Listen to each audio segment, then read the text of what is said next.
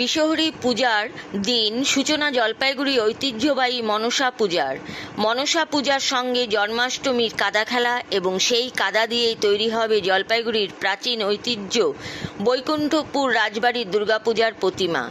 রবিবার সকালে রাজবাড়ির মন্দির প্রাঙ্গণে কাঠামো পূজা, নন্দ উৎসব ও কাদা খেলার মধ্য দিয়ে শুরু হলো পূজার আনুষ্ঠানিকতা। এবার 516তম বর্ষে পদার্পণ করল বৈকুণ্ঠপুর রাজপরিবারের দুর্গাপুজো।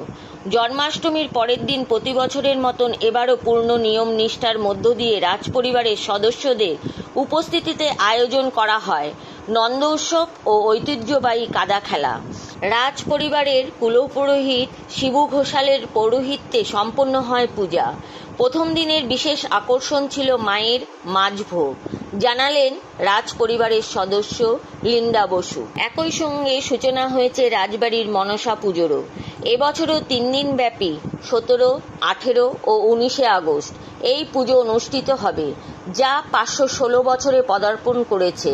মেলার আয়োজনও থাকবে 23 আগস্ট পর্যন্ত।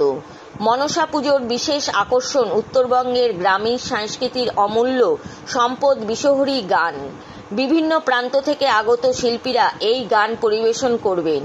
ইতিমধ্যে ভক্ত দর্শনার্থীদের ভিড়ে মুখরিত রাজবাড়ি প্রাঙ্গণ। লোককথা অনুযায়ী জন্মাষ্টমীর পরদিন শ্রীকৃষ্ণ প্রথম কাদা খেলার সূচনা করেছিলেন। সেই প্রথা আজও অব্যাহত রেখেছেন বৈকুণ্ঠপুর রাজপরিবার। শুধু রাজপরিবার নয়, জলপাইগুড়ির হাজারো মানুষের কাছে এই কাঠামো পুজো আবেগ, ঐতিহ্য ও গৌরবের প্রতীক। দিদি, আজকে কি বিষয় পুজো রয়েছে? আজ আমাদের সকালে কাঠাম পুজো দিয়ে শুরু হলো, মানে মা দুর্গার কাঠাম পুজো। কারণ কাল জন্মাষ্টমীর পুজো ছিল, তো গোপাল পুজো হলো।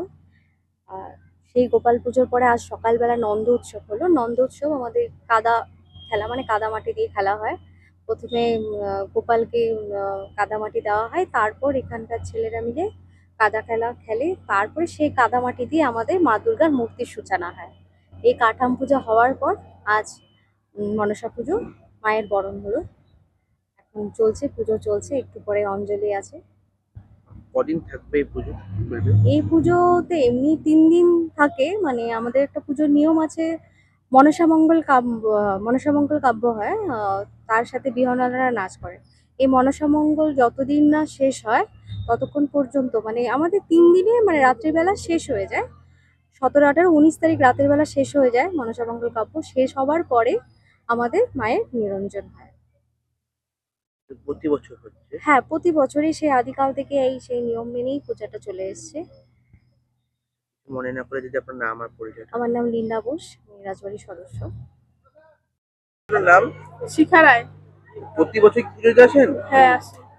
কেমন লাগছে? ভালো লাগছে। এখানকার বাসিন্দা? না, সেনপাড়ার বাসিন্দা। নাম কি বললেন? শিখা রায়।